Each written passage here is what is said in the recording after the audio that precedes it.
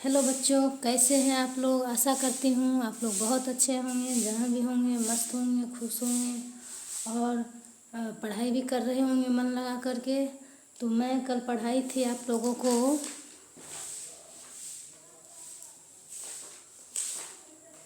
हाँ, ये what a bird thought, what a bird thought का आज हम लोग अगला chapter, sorry, what a bird thought का अगला पार्ट करेंगे।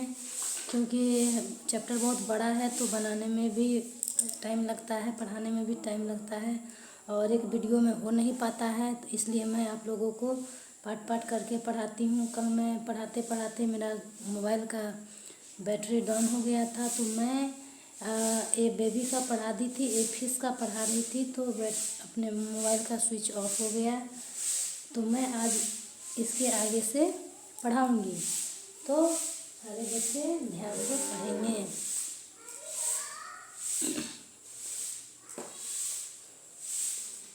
तो ये क्या कह रहा था, now right 5 sentences for both, यानी 5 लाइन ए बेबी के बारे में, एक बच्चे के बारे में, एंड बी यानी एक मछली के बारे में। इन योर नोटबुक्स, अपने नोटबुक में लिखना है, कॉपी में लिखना है। You can take help from example given in one, यानी आप जो है एग्जाम्पल ले सकते हैं। जैसे ये दिया गया है 1 नंबर में, इससे आप एग्जाम्पल जैसे दिया गया उसी तरह से हम लोग लिख सकते हैं। तो आज हम लोग इसको हम ए फिश का बी नंबर में बनाना लिखना शुरू करेंगे सभी बच्चे। और जो बच्चे चैनल को लाइक नहीं किए हैं लाइक करेंगे, और जो नए बच्चे हैं चैनल को सब्सक्राइब करेंगे और अपने दोस्तों को शेयर करेंगे। तो बच्चों चलते हैं हम लोग आगे की ओर। My world is a small, मेरा वर्ल्ड जो है, मेरा संसार जो है, दुनिया है छोटा, राउंड गोल, tank filled with clear water, जो साफ पानी, एंड डेकोरेटिव पेबल्स, जो साफ पानी और सजावटी कंकरों से भरा है। जो पानी, मछली जो जिस पानी में रहती है, हम लोग घर में बनाते हैं, एक टैंक की तरह रहता है और वो बहुत ही साफ़ सुथरा, उसमें हम लोग पानी भरते हैं और उसमें नीचे सुंदर सुंदर पत्थर को रखते हैं जो सजावट टाइप का होता है। तो वही मछली कह रही है, आजकल जो मेरा दुनिया है, पहले तो कुछ लोग घर में नहीं रखते थे लेकिन अब कुछ लोग इस तरह से भी रखते हैं। तो एक मछली कह रही है, माई वर्ल्ड इज स्मॉल, मेरा दुनिया छोटा है, राउंड है, गोल है यानी गोल टैंक जैसा है, फिल्ड विथ वाटर जिसमें पानी भरा हुआ है, क्लियर वाटर यानी साफ पानी, एंड डेकोरेटिव पेबल्स और उसमें सजावटी पत्थर भी हैं। I see the shimmering light that filters thought the water creating beautiful patterns, मैं पानी से छनकर आती हुई झिलमिलाती रोशनी को देखती हूँ। सिमरिंग लाइट मतलब झिलमिलाती रोशनी। आई सी द सिमरिंग लाइट यानी झिलमिलाती रोशनी को देखती हूँ। That filters through the water यानी फिल्टर यानी छनकर जो आता है, फिल्टर मतलब होता है यहाँ छनकर, थ्रू द वाटर पानी से जो छनकर रोशनी आती है झिलमिलाती, उसको देखती हूँ। जो कि क्या करते, क्रिएटिंग ब्यूटीफुल पैटर्न, जो सुंदर आकृतियाँ बनाती है। क्रिएटिंग मतलब बनाना, ब्यूटीफुल सुंदर, पैटर्न माने आकृति। तो मछली कह रही है, मैं पानी से छनकर आती हुई झिलमिलाती रोशनी को देखती हूँ जो सुंदर पैटर्न या आकृतियाँ बनाती है।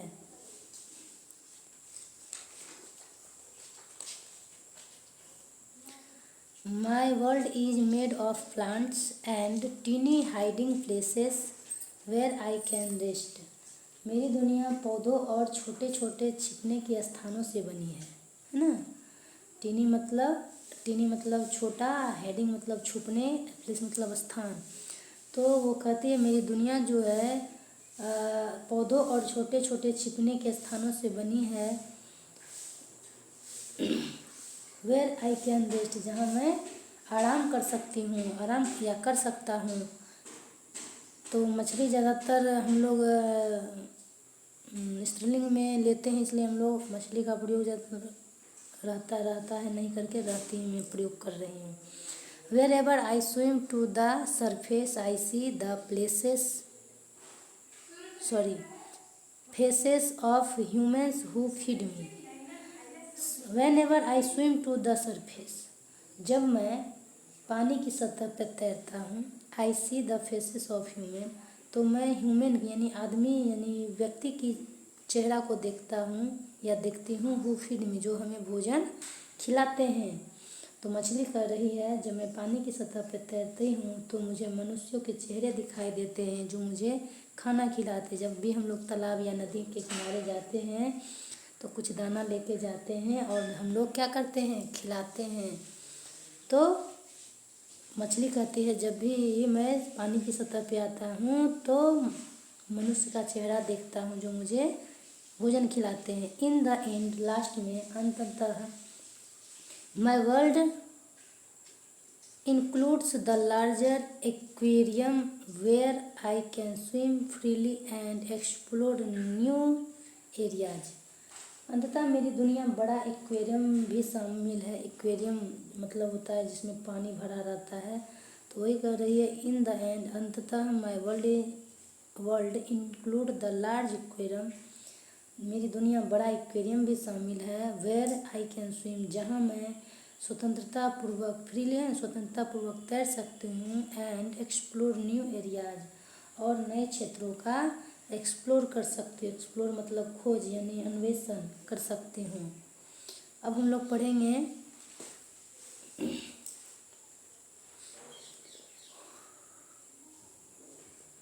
The bird first home was made of a shell, later its home was among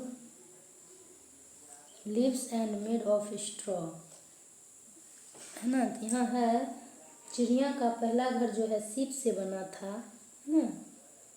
the bird's first home was made of shell, चिड़िया का पहला घर सीप से बना था। Later its home was among leaves, और बाद में उसका घर पत्तों के बीच, एंड मेड ऑफ स्ट्रॉ, और घास फूस से बना था। तो आगे हम लोग पढ़ते हैं क्या दिया। Look at your home carefully, अपने घर को, जो आपका घर है, घर को ध्यान से देखिए। And make a list of all the materials it is made of, कहता है आप अपने घर को ध्यान से देखिए और उसमें मौजूद सभी चीज़ें, जो भी चीज़ उसमें, जो मटेरियल उसमें लगा है घर बनाने में, उसकी एक सूची बनाए, लिस्ट बनाए, है ना। List of all the material, तो आप सारी मटेरियल का नाम लिखेंगे।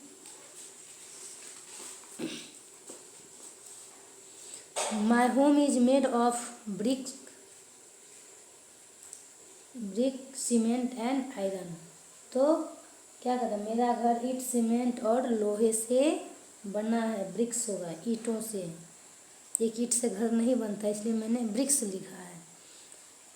My home is made of BRICS, cement and iron, मेरा घर किससे बना है, ईंट से, सीमेंट से और लोहों से बना है।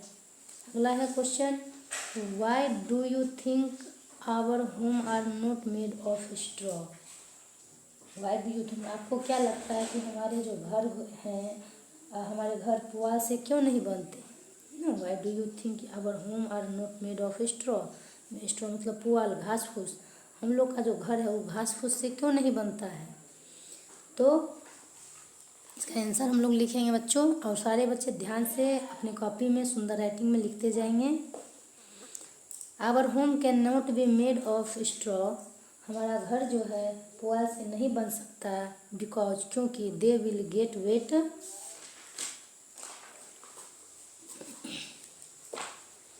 विथ रेन, कहता है कि हमारे घर पुआल से नहीं बन सकते क्योंकि वे बारिश में भीग जाएंगे। विथ रेन, रहा बारिश जब होगी तो क्या होगा, रेन माने बारिश, जब बारिश होगा तो भीग जाएगा।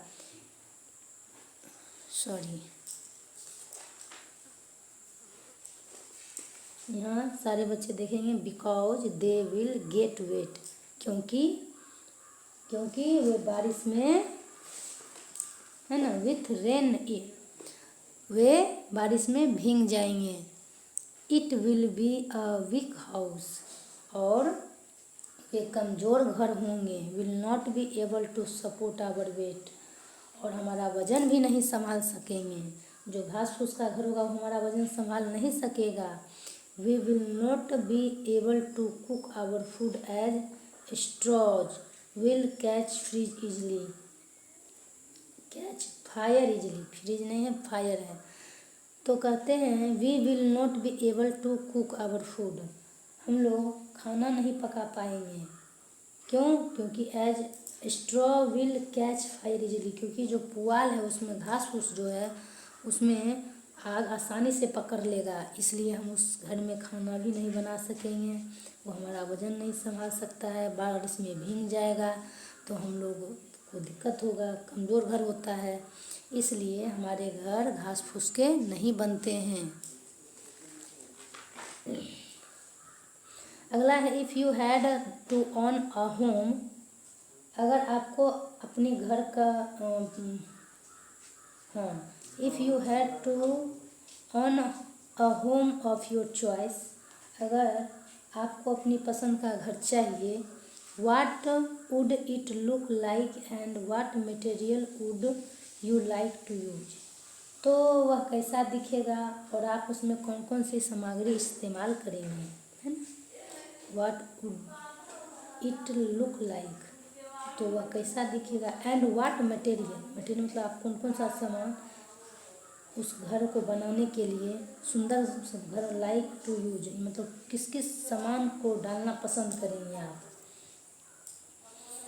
तो आंसर में लिखेंगे हम लोग आप सुंदर घर बनाने के लिए क्या क्या करते हैं। तो people use cement bricks wood, यानी लकड़ी भी यूज करते हैं, आयरन। अब कहिएगा मैडम जी घर लकड़ी से नहीं बनता, अरे लकड़ी जहाँ केवाड़ी है खिड़की है बहुत सारा ऐसा सामान है जिसमें लकड़ी का यूज होता है, आयरन छड़ का भी यूज होता है, ईटीसी यानी इत्यादि, टू बिल्ड देयर होम्स। कहते हैं अगर लोग अपने घर को बनाने के लिए क्या क्या यूज कर रहे हैं यहाँ, सीमेंट ब्रिक्स यानी ईंट, लकड़ी, लोहा। अगला है question, how is a home different from a house, घर और मकान में क्या अंतर है। What is a home different from house, घर और मकान में क्या अंतर है, घर जो होम जो है हाउस से कैसे अलग है, डिफरेंट है। Discuss with your classmates and teachers.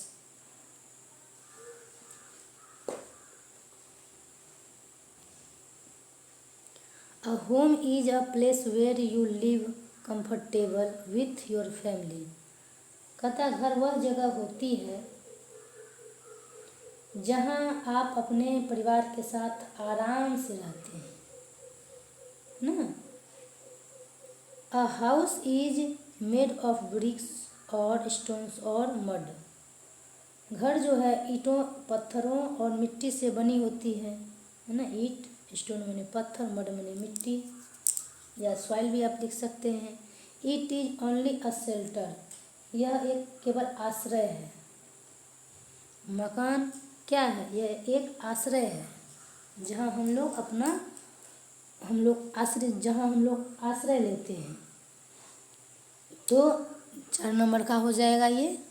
अब हम लोग आगे की ओर बढ़ेंगे।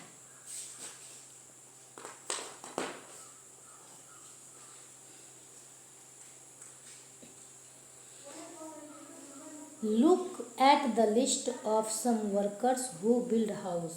घर बनाने वाले कुछ मजदूरों की सूची बनाए, है ना।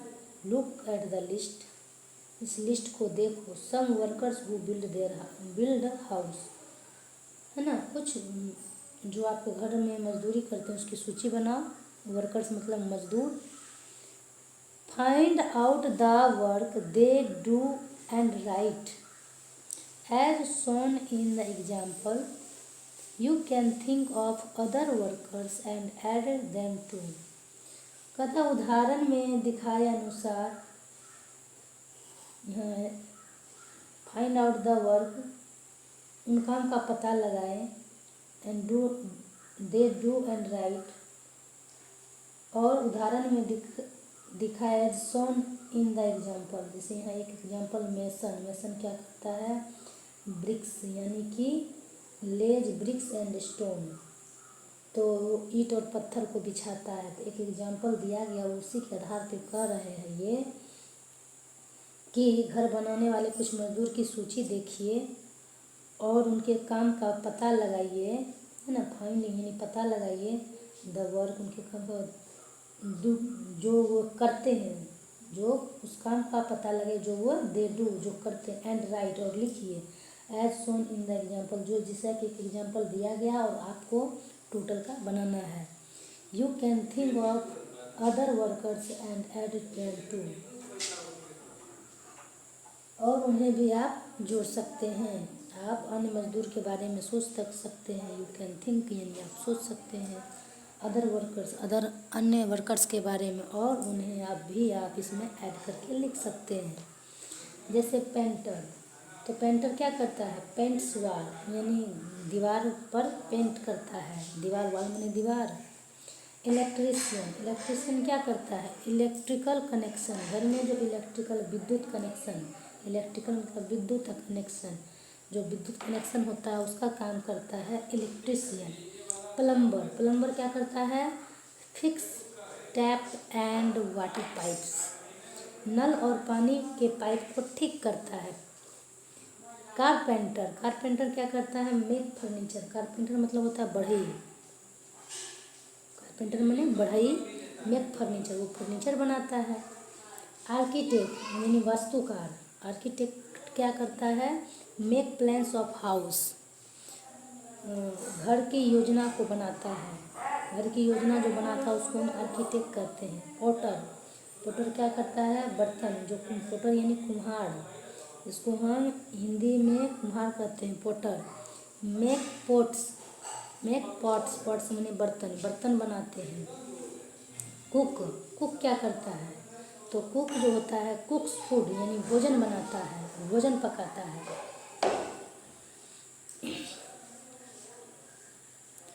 अब हम लोग इस चित्र को देखेंगे। Look at the different kinds of nets, बच्चों द्वारा बनाए जाने वाले विभिन्न प्रकार के घोंसले और घरों को देखें। Nests and homes the bird makes, जो पक्षी ने बनाया है। हैव यू सीन एनी,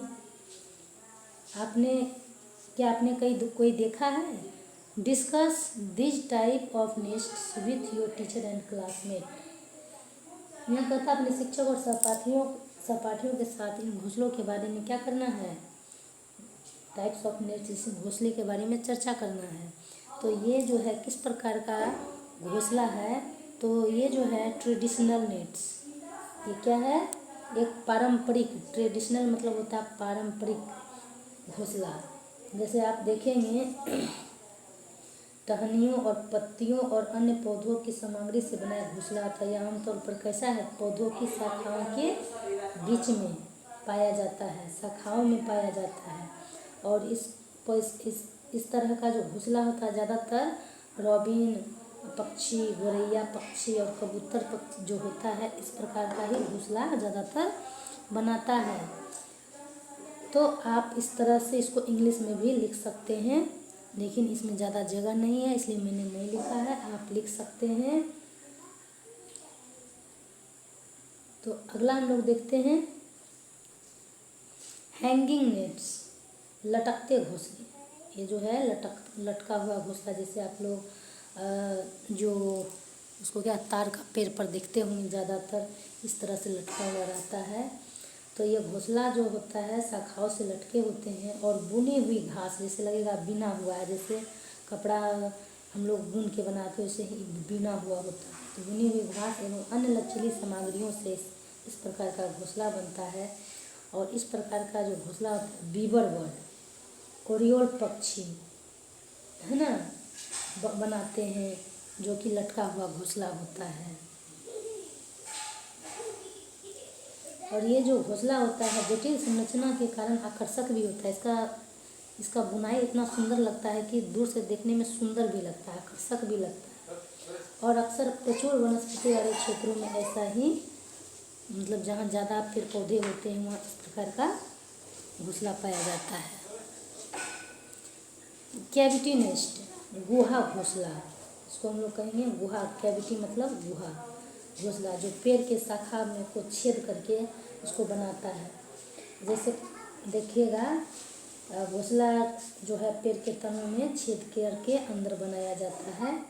जैसे कठफोरवा उल्लू का जो कठफोर देखिए उल्लू का चित्र भी यहाँ दिखाया गया। कठफोरवा भी होता है जिसका नोक जो होता है चोंच होता है खूब नुकीला होता है, खूब बड़ा बड़ा काट खोदता है, उसको कठफोरवा भी कहते हैं। तोता इस प्रकार का घोंसला कैविटी नेस्ट बनाता है। तो पेड़े की गुहाओं का उपयोग घोंसला बनाने के लिए करता है।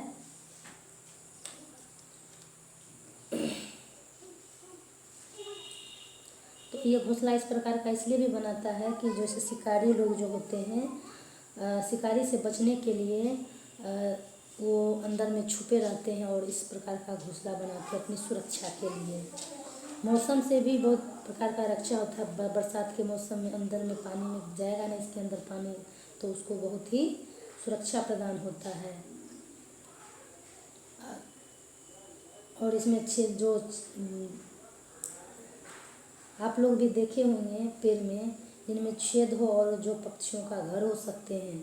अब छेद को ये मत समझे कि छेद है, नहीं, उसके अंदर पक्षी रहते हैं। ये है लीफ नेस्ट। लीफ नेस्ट मतलब होता है पत्तों का घोंसला। पत्तों को सिलकर जैसे इस प्रकार का जो घोंसला होता है पत्तों को ही सिल दिया जाता है। चिड़िया जो होती है, एक चिड़िया होती है उसका नाम ही है टेलर बर्ड। टेलर का काम क्या है? कपड़ा सिलना। लेकिन टेलर बर्ड होती है, पक्षी होती है जो कि पत्ते को सिल के इस प्रकार का घोंसला बनाती है, जिसको हम टेलर बर्ड कहते हैं। पत्तों को सिलकर या मोड़कर बनाया गया घोंसला को हम लीफ नेस्ट कहते हैं। और इसको टेलर बर्ड और कुछ प्रकार के वार्बलर पक्षी ये अन्य घोंसले बनाते हैं। ये घोंसले प्राकृतिक सामग्रियों का उपयोग करके चतुराई से बनाया जाता है। जितना भी प्राकृतिक सामान है उसी से बनाया जाता है और अक्सर घने पत्तों में पाए जाते हैं। ये जहाँ एक एक दो पत्ता दिखता है वहाँ नहीं बनाता है पक्षी। इस प्रकार का घोंसला जहाँ खूब घना पत्ता होता है वहाँ इस प्रकार का घोंसला पाया जाता है। तो आज आप लोग का ये चैप्टर ख़त्म हुआ, क्योंकि मैं कल नहीं पूरा पढ़ा पाई थी, इसलिए आज मैं इसको पूरा की हूँ।